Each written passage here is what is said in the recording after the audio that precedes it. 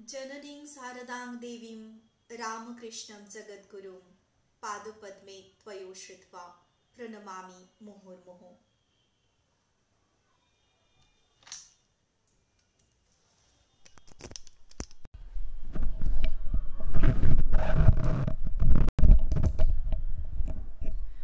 আজ শ্রী শ্রী মায়ের পবিত্র জন্মতিথি।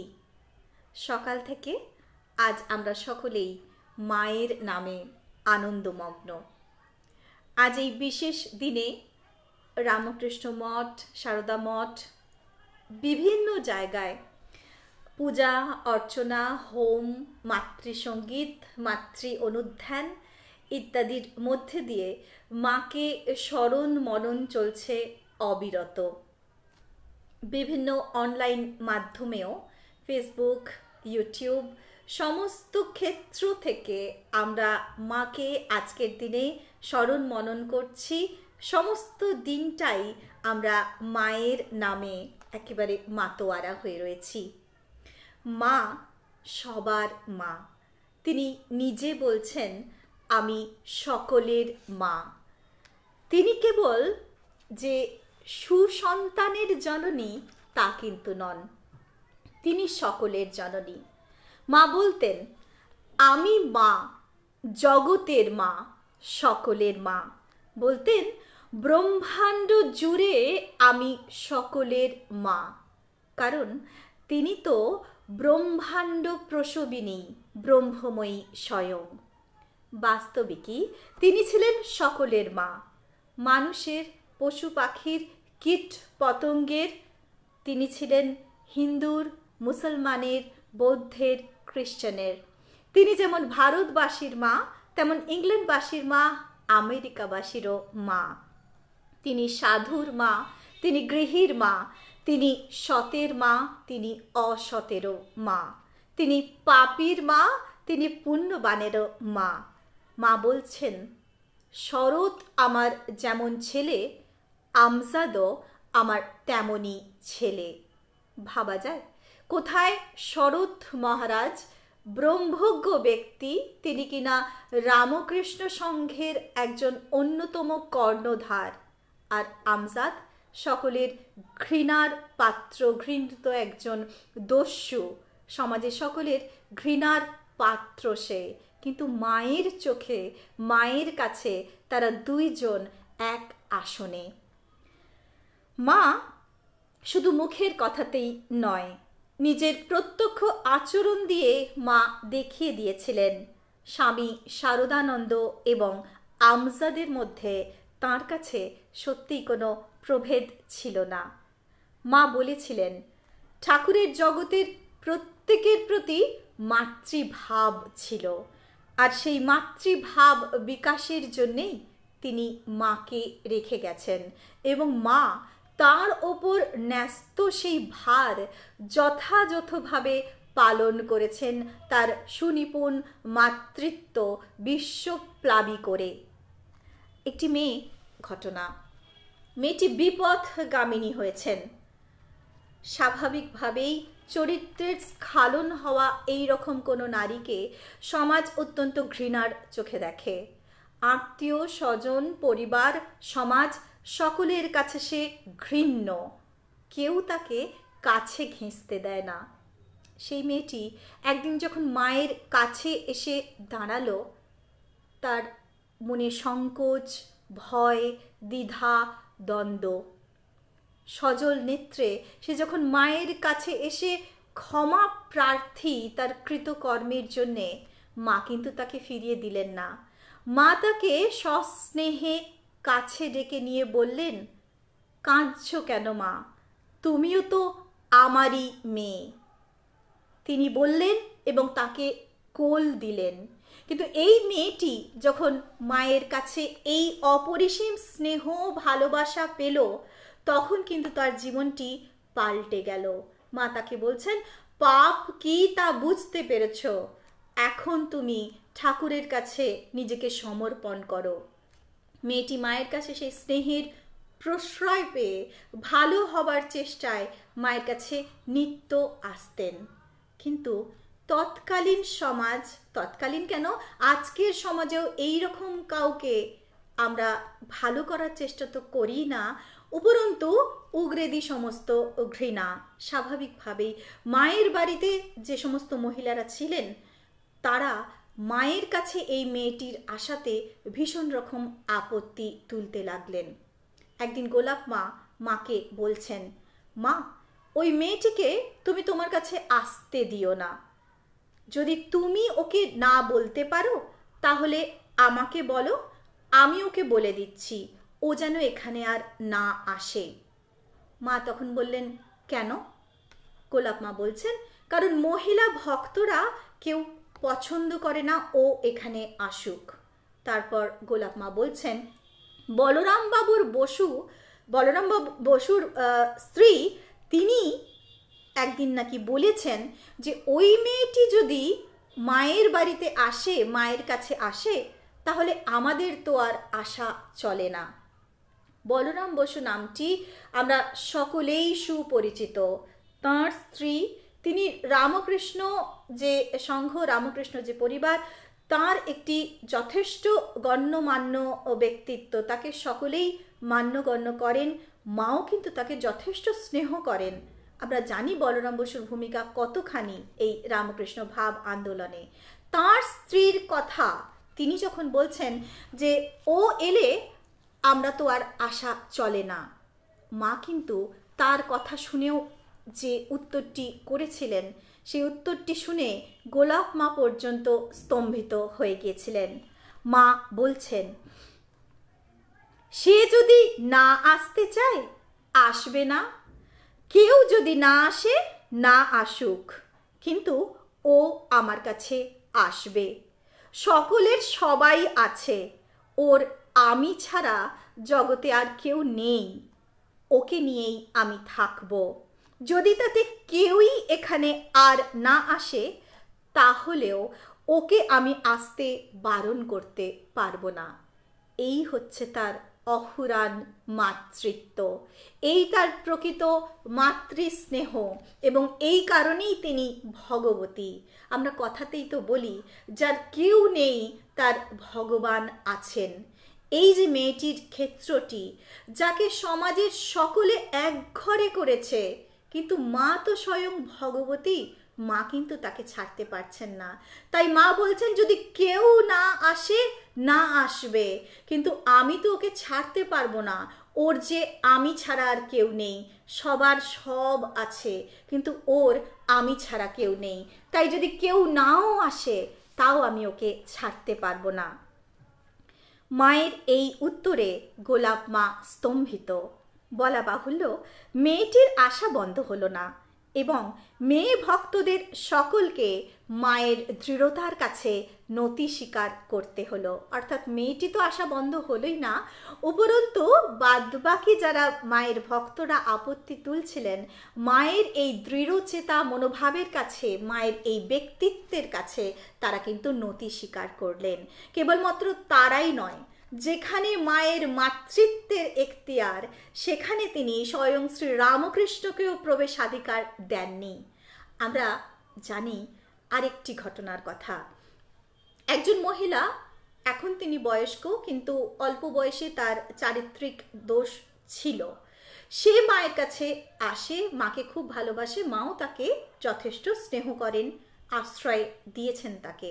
কিন্তু ঠাকুর যখন জানতে পেরেছেন সেই মহিলাটি মায়ের কাছে আসে, ঠাকুর অত্যন্ত অসন্তুষ্ট। ঠাকুর এগুলো মানতেন, খুব মাকে প্রোটেক্ট করে রাখার ঠাকুরের একটা অবশ্যই সেটি চেষ্টা। তো ঠাকুর তখন বলছেন যে ও আবার এখানে কেন, ওর এখানে কি কাজ? মা তখন বলছেন, কেন, ও তো এখন ভালো কথাই কয়, হরি কথা কয়, খারাপ কথা তো কিছু বলে না, আমাকে মা বলে ডাকে, এখানে আসে। ঠাকুর তাও বলছেন, না না, তাহলেই বা সে কি, ছিছি, ও খারাপ মেয়ে। মা কিন্তু তার কথাতেও তাকে আসতে না করলেন না। সেই মেয়েটিকে যেভাবে স্নেহের আশ্রয় তিনি দিয়েছিলেন, সেই বয়স্ক মহিলাটিকে, তিনি কিন্তু সেইভাবেই তাকে আশ্রয় দিয়ে রাখলেন।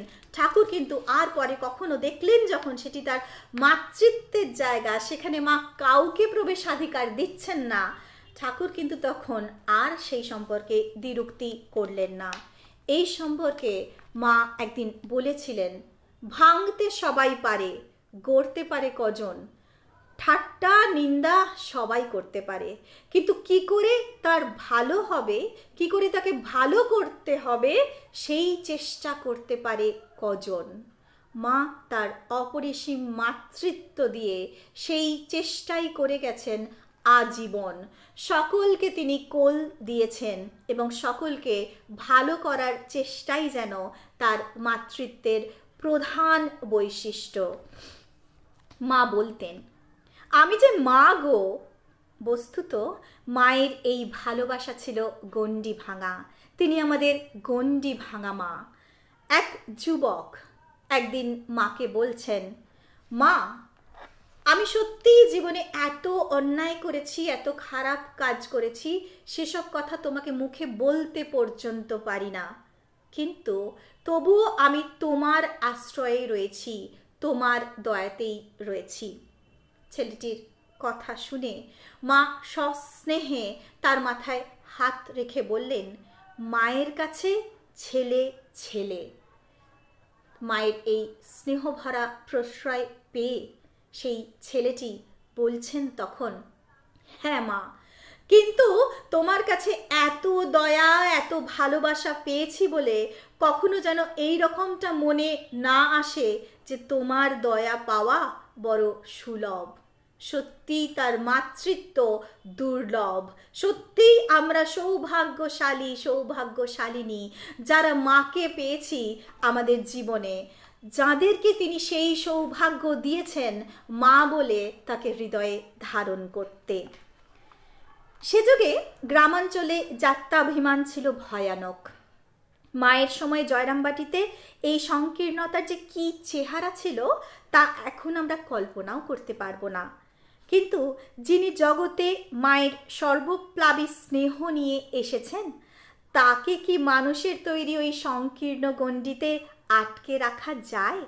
ফলে তিনি বারবার সেই গণ্ডিকে ভেঙেছেন। তবে ভাঙার জন্যে তিনি ভাঙেননি, তথাকথিত বিপ্লব করতেও তিনি আসেননি। তার বাঁধ ভাঙা মাতৃত্বের দুর্বার প্রেরণাই এমনিই ভেঙে দিয়েছে সেই সব বেড়াজাল। শুধু নিম্ন বর্ণের নয়, ভিন্ন ধর্মের মানুষকেও কাছে বসিয়ে আপন মায়ের মতো তাকে অন্ন পরিবেশন করেছেন। স্বাভাবিক বাৎসল্যে তার উচ্ছিষ্ট নিজে হাতে পরিষ্কার করেছেন। হিন্দু সমাজে উচ্চবর্ণের মানুষরা যাদের ছায়া মারানো পর্যন্ত পাপ বলে মনে করত, সেই সব অস্পৃশ্যদেরও মা কত আদরে, কত স্নেহে নিজের হাতে খাইয়েছেন, তাদের উচ্ছিষ্ট পরিষ্কার করেছেন। কেউ কোনোভাবেই তাকে তার এই আপন স্বভাব থেকে বিচ্যুত করতে পারেনি। একদিন তাকে অন্য জাতের মানুষের এঁটো পরিষ্কার করতে দেখে নলিনী দিদি ঘৃণায় আঁতকে উঠে বলেছিলেন, মাগো ৩৬ জাতের এঁটো কুড়োচ্ছে। মা খুব শান্তভাবে স্থির দৃষ্টিতে নলিনী দিদির দিকে তাকিয়ে বলেছিলেন, ৩৬ কোথা, সব যে আমার।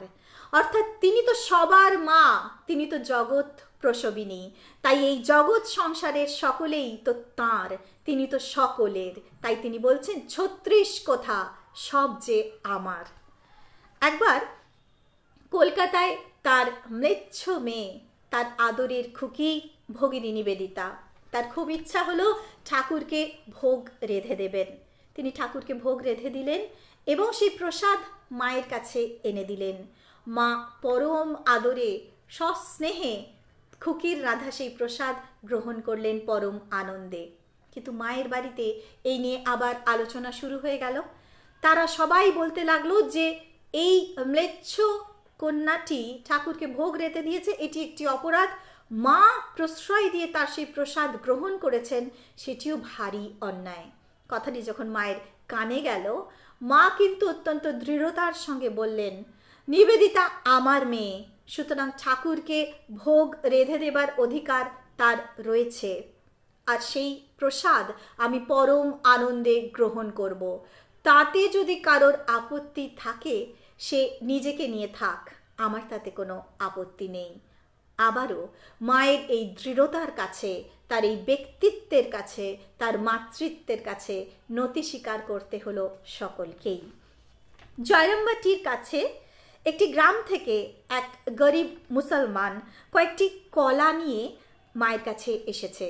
মায়ের বাড়ির আশেপাশে যারা থাকতেন তারা সকলেই মায়ের স্নেহের ছিলেন এবং মা তাদেরকে যেমন ভালোবাসতেন তারাও কিন্তু মাকে পরম শ্রদ্ধায় আপনজন বলে মনে করতেন, আপন করে নিয়েছিলেন।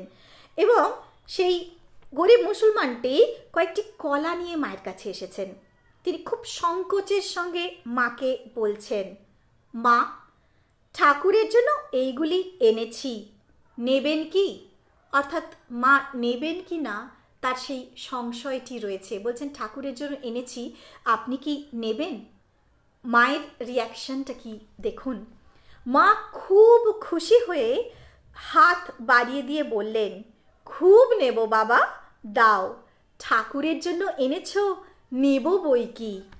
এ কথা বলেই মা নিজে ওই লোকটির হাত থেকে কলাগুলি নিলেন। তাঁর এক স্ত্রীভক্ত সেখানেই দাঁড়িয়েছিলেন। মা যখন লোকটির হাত থেকে কলাগুলি নিচ্ছেন তখন তিনি বললেন, ওরা চোর, ওরা মুসলমান, ওদের জিনিস ঠাকুরকে দেওয়া কেন? মা তার কথার কোনো উত্তর না দিয়ে কলাগুলো যত্ন করে ঠাকুর ঘরে তুলে রাখলেন। তারপর লোকটিকে আঁচল ভরে মুড়ি আর গুড় দিয়ে পরম স্নেহে বললেন, যাও বাবা, খেতে খেতে বাড়ি যাও, অনেকটা যেতে হবে। লোকটি হাসি মুখে বিদায় নিল। মা এবার গম্ভীরভাবে মেয়েটিকে বললেন, যে মেয়েটি ওই কথা বলে মাকে আপত্তি জানিয়েছিল, মা তাকে এবার কি উত্তর দিচ্ছেন দেখুন। বলছেন, কে ভালো কে মন্দ আমি জানি, কে হিন্দু কে মুসলমান আমি জানি, কে চোর কে সাধু আমি জানি, ভাঙতে পারে সবাই, গড়তে পারে কজন। এই মাতৃত্ব থেকেই তার এই উত্তর। অর্থাৎ তিনি সবার মা, তাই তিনি কাউকেই আঘাত দিতে আসেননি, তিনি কাউকেই ভাঙতে আসেননি, তিনি জগৎকে গড়তে এসেছেন, কারণ তিনি তো জগতের পালন কর্ত্রী। তাই তিনি বলছেন, ভাঙতে সবাই পারে, গড়তে পারে কজন। মায়ের এই যে দৃষ্টি, এই দৃষ্টির নামই আত্মদৃষ্টি। যখন মানুষ জগতের সকলের মধ্যে নিজেকে আর নিজের মধ্যে জগতের সকলকে দেখতে পায়, সেই যে বেদান্তের কথা, সর্বং খালবিদং ব্রহ্ম, অর্থাৎ এই জগতের সমস্ত কিছুর মধ্যেই ব্রহ্ম ব্যাপৃত হয়ে রয়েছেন, এই সত্যটি যখন কেউ উপলব্ধি করতে পারে, মা স্বয়ং ব্রহ্মময়ী, তিনি সদা সর্বদা সেই ব্রহ্ম সংস্পর্শজ যে সুখ তাতে প্রতিষ্ঠিত হয়ে রয়েছেন, সেই ব্রহ্মজ্ঞানে সদা সর্বদা প্রতিষ্ঠিত হয়ে রয়েছেন বলেই তিনি জানেন সকলেই তাঁর, আর তার মধ্যেই সকলে, এই জগৎ সংসারের সব কিছুর মধ্যেই তিনি, আবার তার মধ্যেই এই জগৎ সংসার। তাই তার সেই আত্মদৃষ্টি, এই আত্মদৃষ্টিই কিন্তু আমাদের ধর্মের অন্যতম এবং শেষ লক্ষ্য। সমস্ত দর্শনের শেষ কথা এই আত্মদৃষ্টি, এই আত্ম উপলব্ধি, এই অদ্বৈত দৃষ্টি দর্শনের শেষ কথা। মা তার জীবনের প্রত্যেক দিন, প্রত্যেকটি আচরণে এই দৃষ্টিকে, এই বেদান্ত দর্শনকে প্রতিফলিত করেছেন। জীবনে তিনি কখনো বক্তৃতা দেননি, তিনি কখনো কোনো স্কুলে, কলেজে, বিশ্ববিদ্যালয়ে পড়েননি, কিন্তু তার সেই উপলব্ধি দিয়ে, তার দৈনন্দিন প্রতিটি আচরণ দিয়ে বেদান্তের সেই চরম সত্যকে তিনি নিজের জীবনে করে দেখিয়েছেন। বেদান্ত বলে সকলের মধ্যেই সেই ব্রহ্ম, মা সকলের মধ্যেই ব্রহ্মরূপে তার সন্তানকে দেখেছেন। তাই তিনি বলতে পারছেন আমার শরৎ যেমন ছেলে, আমার আমজাদ তেমন ছেলে। তাই তথাকথিত মুসলমান বলে যখন আপত্তি উঠছে, তার হাত থেকে সানন্দে কলাটুকু নিয়ে তিনি বলছেন, কে হিন্দু কে মুসলমান আমি জানি, কিন্তু ভাঙতে পারে সবাই, গড়তে পারে কজন।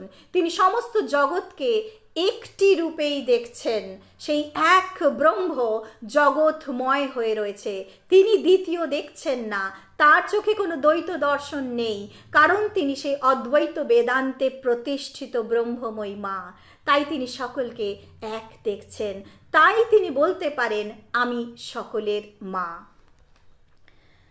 বাস্তবিক আমরা দেখছি তার মন আকাশের মতো উদার, এবং জীবনের সেই অন্তিম সময়ে মায়ের সেই অন্তিম বাণীটুকু যদি আমরা স্মরণ করি, জগৎবাসীর উদ্দেশ্যে যে বাণী তিনি রেখে গেছেন, বলছেন কেউ পর নয়, জগৎ তোমার।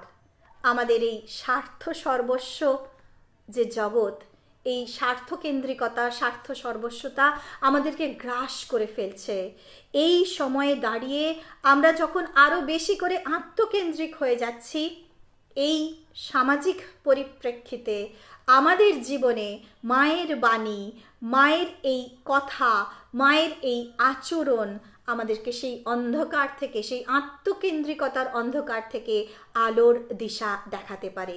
একমাত্র মায়ের জীবন, মায়ের আদর্শকে আমাদের জীবনে প্রতিফলিত করলেই আমরা এই অন্ধকার থেকে মুক্ত হয়ে প্রকৃত আলোয় আলোকিত হতে পারি।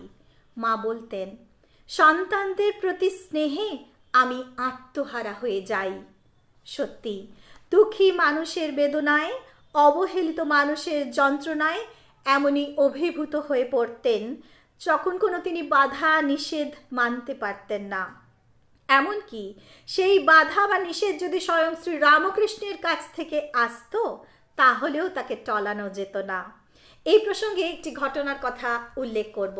ঘটনাটি আমরা সকলেই জানি যারা মায়ের জীবনী পড়েছি।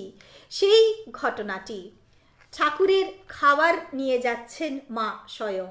সেই সময় একজন মহিলা এসে মাকে বলছেন, মা দাও, ঠাকুরের খাবার আজ আমি পৌঁছে দিচ্ছি। সে মায়ের হাত থেকে খাবারটি নিয়ে ঠাকুরের ঘরে নামিয়ে দিয়ে আবার ফিরে গেছেন নহবতে। মা তারপর ফিরে এসে দেখছেন যে ঠাকুর খাবার খাচ্ছেন না, বসে আছেন। মা বলছেন, কি ব্যাপার, তুমি খাচ্ছ না, বসে আছো? ঠাকুর খুব রাগ করেই অভিমানের সুরে বলছেন, তুমি জানো না আমি যার তার হাতে খেতে পারি না? তুমি জানো না ওই মেয়েটি কেমন, ওর স্বভাব কেমন? তুমি ওর হাতে আমার খাবারটা কেন দিলে?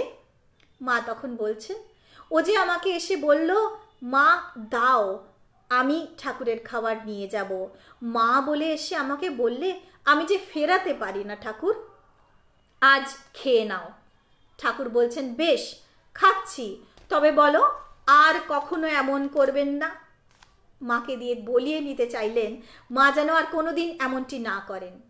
মা কিন্তু রামকৃষ্ণগত প্রাণা, তার সুখ, তার শান্তি, তার জন্যেই তিনি নিজের সর্বস্ব একেবারে অর্পণ করে রেখেছেন।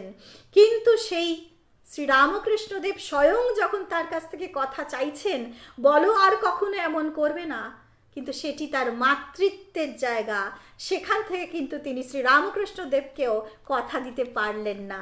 তিনি বলছেন, তা তো আমি পারবো না ঠাকুর, আমাকে মা বলে যদি কেউ চায়, তাকে তো আমি কখনোই না করতে পারবো না। আর তাছাড়া তুমি তো কেবল আমার ঠাকুর নয়, তুমি যে সবার ঠাকুর। শ্রীরামকৃষ্ণ মায়ের এই কথায় বিরক্ত হলেন না, কিন্তু উপরন্তু হাসতে হাসতে তিনি ওই খাবারই খেতে শুরু করলেন। তার ওই আনন্দের কারণ, তিনি নিশ্চিন্ত হয়েছেন মায়ের মধ্যে সকলের মা জেগে উঠছেন। সেই জাগরণই যে তার পরম আকাঙ্ক্ষার। তখন স্বদেশী যুগ, স্বদেশীর হাওয়া বইছে সব জায়গায়, ব্রিটিশ বিরোধী হাওয়া। ইংরেজদের পরম শত্রু বলে মনে করছেন সবাই। বহু শিক্ষিত মানুষও তাই মনোভাব পোষণ করেন। পরাধীনতার গ্লানি, ব্রিটিশদের অত্যাচার এদেশের বহু মানুষের মনে তীব্র অসন্তোষের জন্ম দিয়েছিল। ব্রিটিশের শোষণ আর নিপীড়নের খবর মাও রাখতেন। দেশের দারিদ্র্য এবং অভাবের মূলে রয়েছে ইংরেজ শাসন এবং নিপীড়ন, তা তিনি মর্মে মর্মে জানতেন। মনে প্রাণে ইংরেজ শাসনের অবসানও চাইতেন তিনি, তবুও ইংরেজদের অমঙ্গল হোক এটি তিনি কখনো চাইতেন না। বলতেন, তারাও তো আমার ছেলে। একবার ছোট মামি তার পাগলামির বশে, তিনি তো মাকে অনেক রকমভাবে গালাগাল করতেন, তো নানা রকম গালাগাল করতেন, মা কখনো কিছু মনে করতেন না। একদিন তিনি মাকে গালাগালি দিয়েছেন সর্বনাশী বলে। মা কিন্তু ভীষণ ব্যথা পেয়েছেন। তার মাতৃহৃদয় তখন ব্যাকুল হয়ে ছোট মামিকে বলছেন, আর যা বলিস আমায় সর্বনাশী বলিস নে, জগৎ জুড়ে আমার ছেলেরা রয়েছে, তাদের অকল্যাণ হবে। পাগলির সমস্ত গালাগাল মা সয়ে নেন, কিন্তু যেখানে তার মাতৃত্বে আঘাত লাগছে, তার সন্তানের অমঙ্গলের প্রশ্ন উঠছে, সেখানে তিনি আর চুপ করে থাকতে পারলেন না। ব্যথাতুর কণ্ঠে বলছেন, আমাকে আর যা বলিস, কিন্তু সর্বনাশী বলিস নে। মায়ের মন্ত্রশিষ্য এবং তার চিকিৎসক ডাক্তার কাঞ্জিলালের স্ত্রী, তিনিও মায়ের মন্ত্রশিষ্যা। একদিন তিনি মাকে প্রণাম করে বললেন, মা, আশীর্বাদ করুন আপনার ছেলের অর্থাৎ ডাক্তার কাঞ্জিলালের যাতে রোজগার হয়। মা দৃঢ় কণ্ঠে বলছেন, বৌমা, এমন আশীর্বাদ করব আমি, লোকের অসুখ হোক, কষ্ট পাক, তা তো আমি পারবো না মা। সব ভালো থাকুক, জগতের মঙ্গল হোক। বস্তুত স্নানের পর তার নিত্যদিনের প্রার্থনা ছিল, মা জগদম্বে, জগতের কল্যাণ করো। প্রথম যৌবনে এবং তার কিছু পরেও কামারপুকুরে এবং দক্ষিণেশ্বরে পৃথিবীর সকল নারীর মতোই মায়ের মনেও সন্তানের আকাঙ্ক্ষা জাগ্রত ছিল। এই আকাঙ্ক্ষার পিছনে অবশ্যই সমাজের অন্যান্য নারীর আলোচনা এবং তার নিজের গর্ভধারিণীর আক্ষেপেরও একটি উল্লেখযোগ্য ভূমিকা ছিল, আমরা জানি। প্রতিবেশীদের কাছে তিনি শুনতেন, সন্তানহীনতা নারীর পক্ষে পরম দুর্ভাগ্যের বিষয়। গর্ভধারিণী শ্যামাসুন্দরীও সর্বদাই আক্ষেপ করতেন, এমন পাগল জামাইয়ের সঙ্গে বেদিলুম, আহা, ঘর সংসারও করলে না, সারদার ছেলে পিলেও হলো না, মা ডাকও শুনলে না। শাশুড়ি ঠাকুরনের এই আক্ষেপের কথা ঠাকুর যখন শুনেছিলেন, তখন তিনি বলছেন, শাশুড়ি ঠাকুরন, সেজন্য আপনি চিন্তা করবে না, আপনার মেয়ের এত ছেলে মেয়ে হবে, শেষে দেখবেন মা ডাকের জ্বালায় আবার অস্থির হয়ে উঠবে। মা নিজেও বলেছেন, মেয়েদের কাছে কামারপুকুরে আর এখানেও জয়রামবাটিতে খালি খালি শুনতুম, ছেলের মা না হলে কোনো কাজই নাকি সে মেয়ে মানুষ করতে পারে না, বাজা কোনো শুভ কাজে এও হতে পারে না। আমি তখন ছেলে মানুষ ছিলুম। ওই সব কথা শুনতে শুনতে আমার মনে দুঃখ হতো, তাই তো একটা ছেলেও আমার হবে না। দক্ষিণেশ্বরে গিয়ে ওই কথাটা একবার মনে পড়ে। যেদিন মনে হওয়া কারুকে কিছু বলিনি, ঠাকুর তিনি তো অন্তর্যামী, মাঝে মনে ভেবেছেন, ঠাকুর কিন্তু সেটি অনুভব করতে পেরেছেন। ঠাকুর আপনা হতেই বলছেন, তোমার ভাবনা কিসের, তোমায় এমন সব রত্ন ছেলে দিয়ে যাব, মাথা কেটে তপিস্যি করেও যা মানুষ পায় না, পরে দেখবে এত ছেলে তোমায় মা বলে ডাকবে, তোমার সামলানো ভার হয়ে উঠবে। ঠাকুরের প্রতিটি বাক্যই মায়ের জীবনে যেন বর্ণে বর্ণে অভ্রান্ত হয়ে উঠেছে, শুধু দুটি কথা ছাড়া। মা ডাকের জ্বালায় মা কোনোদিন অস্থির হয়ে ওঠেননি। সেই দিন থেকে শুরু করে আজও পর্যন্ত মায়ের কোটি কোটি সন্তান জীবনের প্রতি মুহূর্তে মা মা করে তাকে ডাকছি, কিন্তু তিনি কখনো অস্থির হয়ে ওঠেন না। এবং দ্বিতীয়ত, তার সন্তানকে সামলাতেও তার কখনো কোনো রকম বেগ পেতে হয় না। তার মাতৃত্ব অবলীলায় সামাল দেয় সকল সন্তানের সকল পাগলামি। দেশ দেশান্তর থেকে মায়ের কত ছেলে মেয়ে তার জীবদ্দশায়ও তার কাছে এসেছে, কি কলকাতায় কি জয়রামবাটিতে। তখনকার জয়রামবাটিতে থাকা খাওয়ার ব্যবস্থা করা কত কঠিন ছিল তা আমরা আজ ভাবতেও পারবো না। তা সত্ত্বেও মা হাসি মুখে তার বিত্তবান বিত্তহীন সব সন্তানদের আপ্রাণ যত্ন করেছেন। সকলেই প্রাণে পূর্ণ পরিতৃপ্তি নিয়ে যে যার জায়গায় ফিরে গেছে। মায়ের ভাতৃজায়ারা 2-3টে সন্তান নিয়ে হিমশিম খেতেন, তাদের দৌড়াতে অস্থির হতেন। মা তাদের সগর্বে বলতেন, ওলো আমার ছেলেপিলের কোনো জ্বালা নেই, আমার 100 ছেলেও যদি আসে আমি তাদের সকলকেই আঁটতে পারি। অর্থাৎ মা তার অসীম স্নেহের বন্ধনে তার সকল ছেলেপিলেকে সহজেই সামাল দিতে পারেন। তিনি তাই বলছেন, আমার 100 ছেলেও যদি আসে আমি তাদের সকলকেই আঁটতে পারি। মায়ের সন্তান স্নেহ ছিল এমনই সহজ, এমনই সাবলীল, এমনই মর্মস্পর্শী। মায়ের মধ্যে সেই জগতের মা প্রকাশিত হয়েছিলেন। যে কেউ যখনই তার কাছে গিয়েছে সেই পেয়েছে সেই চিরন্তনী মায়ের দর্শন, সেই অপার্থিব সর্বপ্লাবী মাতৃস্নেহের অমেয় আস্বাদ। পশ্চিমবঙ্গের প্রয়াত প্রাক্তন মুখ্যমন্ত্রী ডক্টর প্রফুল্লচন্দ্র ঘোষের কাছে তার শেষ মাতৃদর্শনের অভিজ্ঞতা তার মুখ থেকেই আমরা এখন পাঠ করব। তার বয়স তখন 84 বছর। Golpark Ramakrishna mission institute of কালচারের অতিথি ভবনে 1976 সালে তিনি যখন কিছুদিন ছিলেন তখন বলেছিলেন, আমার বয়স তখন 17-18 বছর। বাগবাজারে মায়ের দর্শনে মাঝে মাঝে যেতাম। একদিন বিদায় নেওয়ার পূর্বে মায়ের পায়ে মাথা রেখে প্রণাম করছি। মা তার ডান হাতখানি মাথায় রেখেছেন। আস্তে আস্তে কিন্তু স্পষ্ট স্বরে মা বললেন, যখন দুঃখ পাবে, আঘাত পাবে, বিফলতা আসবে, তখন নিশ্চিত যেন আমি তোমার সঙ্গে রয়েছি। ভয় পেও না, হতাশ হয়েও না বাবা। আমি থাকতে তোমাদের ভয় কি? আমি তোমাদের মা, সত্যিকারের মা। আমি মা থাকতে কে তোমাদের কি করবে? যেন বিধাতারও সাধ্য নেই যে আমার সন্তানদের কোনো ক্ষতি করেন।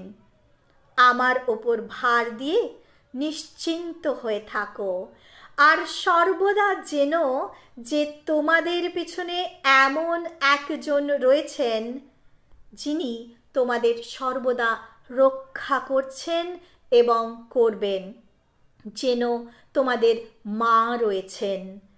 চলে আসছি আবার মা মন্ত্র উচ্চারণের মতো বললেন, আমি তোমাদের ইহকালের মা, তোমাদের পরকালের মা, আমি তোমাদের জন্ম জন্মান্তরের মা। আমি মা থাকতে তোমাদের ভয় কি? তার মুখ থেকে যে কথাটি শুনলাম, যে অভয় বাণীটি মা ওনাকে শুনিয়েছেন, তা কিন্তু কেবল ওনার উদ্দেশ্যে বলা নয়। তিনি বলছেন, মাকে আমার সেই শেষ দর্শন, তারপর কতদিন চলে গেল। আজ আমার জীবনের প্রান্ত সীমায় এসে বুঝতে পারছি মায়ের সেই আশীর্বাদই আমার জীবনের রক্ষা কবচ। জীবনে বহুবার বহু সংকটে পড়েছি, বহু সমস্যার সম্মুখীন হয়েছি, কিন্তু যখনই সংকট এসেছে, সমস্যা এসেছে, আমাকে বলা মায়ের শেষ কথাগুলি আমি স্মরণ করেছি। মনে মনে ভেবেছি, আমি মায়ের চরণে মাথা রেখে প্রণাম করছি, আর মা আমাকে আশীর্বাদ করছেন, আমাকে বরাভয় দিচ্ছেন। জীবনের সকল সংকট, সকল সমস্যা আমি অনায়াসে পার হয়ে এসেছি মায়ের কৃপায়, মায়ের আশীর্বাদের শক্তিতে। অনুরূপ কথা মা অপরকেও বলেছেন, বিধির সাধ্য নেই যে আমার সন্তানদের রসাতলে ফেলে। এই কথাগুলি কিন্তু শুধু বিশেষ কোনো একজনের জন্য নয়। মায়ের এই আশ্বাস, মায়ের এই অভয় আমাদের সকলের জন্যে, তার সকল সন্তানের জন্যে, অনাগতকালের সকল মানুষের জন্যেও। শ্রীরামকৃষ্ণ জগতের সকলের জন্যেই মাকে রেখে গিয়েছিলেন। তিনি জানতেন আমাদের এই তথাকথিত সভ্যতা যত এগোবে তত আমাদের জীবন থেকে হারিয়ে যাবেন মা, মায়ের প্রকৃত স্নেহ। সেই জন্য পৃথিবীর সব মানুষের সর্বকালের এত বড় আশ্রয়ের ব্যবস্থা তিনি স্বয়ং করে গিয়েছেন। মহাপ্রয়াণের আগে মায়ের মুখে যে কয়টি কথা উচ্চারিত হয়েছিল তার মধ্যে ছিল সকলের জন্য সকলের মায়ের চিরন্তন আশ্রয়ের আশ্বাস। মা বলেছিলেন, যারা এসেছে, যারা আসেনি, আর যারা আসবে, আমার সকল সন্তানকে জানিয়ে দিও আমার ভালোবাসা, আমার আশীর্বাদ সকলের উপর রয়েছে।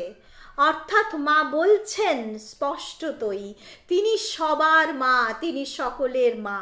তাই তিনি বলছেন, যারা এসেছে, যারা আসেনি, যারা আসবে, তাদের জানিয়ে দিও আমার স্নেহ, আমার ভালোবাসা, আমার আশীর্বাদ সকল সন্তানের ওপর রয়েছে। মায়ের এই বরাভয় আমাদের জীবনে চলার পথের মূলধন, আমাদের প্রধান এবং পরম আশ্বাস। আমরাও জীবনে অনেক বাধা বিপত্তির সম্মুখীন হই, কিন্তু যখনই বাধা আসবে, বিপত্তি আসবে, মনে রাখতে হবে মা স্বয়ং বলেছেন, আমি মা থাকতে তোমাদের ভয় কি, বিধির সাধ্য নেই আমার সন্তানের কোনো ক্ষতি করে। আজ তার জন্মতিথিতে আবার সেই কথাটি স্মরণ করে তাঁর ওপর সম্পূর্ণ শরণাগতি রেখেই আমরা জীবনে এগিয়ে যাব এবং তাঁর আশীর্বাদ সদা সর্বদা আমাদের ঘিরে থাকবে এবং পরম শান্তিতে ভরিয়ে রাখবে আমাদের জীবন। শেষ করব সিস্টার নিবেদিতার লেখা একটি অপরূপ চিঠি, যেটি তিনি মাকে লিখেছিলেন। সেই অপূর্ব চিঠিটি মায়ের উদ্দেশ্যে লেখা, মায়ের প্রতি তার অসীম যে শ্রদ্ধা এবং ভালোবাসা প্রকাশ পেয়েছে, সেই চিঠিটি পাঠ করেই আমাদের আজকের মাতৃ অনুধ্যান আমরা শেষ করব। শ্রী শ্রী মাকে লেখা নিবেদিতার পত্র। মিসেস অলিবুলের অসুখে মরণাপন্ন অবস্থার কথা শুনে নিবেদিতা দ্রুত আমেরিকা যান। সেখান থেকেই শ্রী মাকে এই পত্রটি লেখা। আদরিণী মাগো, আজ সকালে খুব ভোরে গির্জায় গিয়েছিলাম সারার জন্য প্রার্থনা করতে। সেখানে সবাই মেরির কথা ভাবছিল। হঠাৎ আমার মনে পড়ে গেল তোমার কথা। তোমার মিষ্টি মুখ, তোমার ভালোবাসায় ভরা চোখ, তোমার সাদা শাড়ি, হাতের বালা, সব কিছু সামনে ভেসে উঠল। তখন ভাবলাম, অভাগিনী সারার রোগের ঘরটিকে শান্তিতে ভরিয়ে দিতে পারে একমাত্র তোমারই পরশ। আর মাগো, জানো আরও কি ভাবলাম? সন্ধ্যাবেলায় শ্রী শ্রী ঠাকুরের পূজার সময় তোমার ঘরে বসে ধ্যানের চেষ্টা করে কি বোকামি করতাম। কেন বুঝিনে যে তোমার শ্রীচরণের কাছে ছোট্ট মেয়েটির মতো বসে থাকাটাই সব কিছু। মা, মাগো, ভালোবাসায় ভরা তুমি। তোমার ভালোবাসায় আমাদের মতো উচ্ছ্বাস বা উগ্রতা নেই। তা পৃথিবীর ভালোবাসা নয়, স্নিগ্ধ শান্তিতা, সকলের কল্যাণ আনে, অমঙ্গল করে না কারো। সোনার আলোয় ভরা তা, খেলায় ভরা। সেই যে রবিবারটি কয়েক মাস আগে পুণ্য ভরা সেই দিনটিতে গঙ্গা স্নান সেরে ছুটে তোমার কাছে ফিরে এসেছিলাম এক মুহূর্তের জন্যে। তখন তুমি আশীর্বাদ করেছিলে, আর কি যে শান্তি আর মুক্তি বোধ করেছিলাম তোমার বাঞ্ছিত আবাসে। প্রেমময়ী মাগো, তোমাকে যদি একটি অপরূপ স্তোত্র কিংবা প্রার্থনা লিখে পাঠাতে পারতাম, কিন্তু জানি সেও যেন তোমার তুলনায় শব্দমুখর, কোলাহলময় শোনাবে। সত্যিই তুমি ঈশ্বরের অপূর্বতম সৃষ্টি, শ্রীরামকৃষ্ণের বিশ্বপ্রেম ধারণের নিজস্ব পাত্র, যে স্মৃতিচিহ্নটুকু তিনি তার সকল সন্তানদের জন্য রেখে গেছেন, যারা নিঃসঙ্গ, যারা নিঃসহায়। আমরা তোমার কাছে খুব শান্ত হয়ে চুপটি করে বসে থাকব, তবে মজা করবার জন্য একটু আধটু গোলমাল করব বই কি। সত্যই ভগবানের অপূর্ব রচনাগুলি সবই নীরব, তা অজানিতে আমাদের জীবনের মধ্যে প্রবেশ করে। যেমন বাতাস, যেমন সূর্যের আলো, বাগানের মধুগন্ধ, গঙ্গার মাধুরী, এই সব নীরব জিনিসগুলি সব তোমারই মতো। বেচারা সারার জন্য তোমার শান্তির আঁচলখানি পাঠিও। রাগ দেশের অতীত সমুচ্চ শান্তিতে সমাহিত থাকে নাকি তোমার ভাবনা? তা কি পদ্মপাতায় শিশির বিন্দুর মতো ভগবানের বুকের শিহরিত ভালোবাসা নয়, যা পৃথিবীকে স্পর্শ করে না কখনো? প্রিয়তমা মা আমার, তোমার চিরকালের বোকা খুকি নিবেদিতা।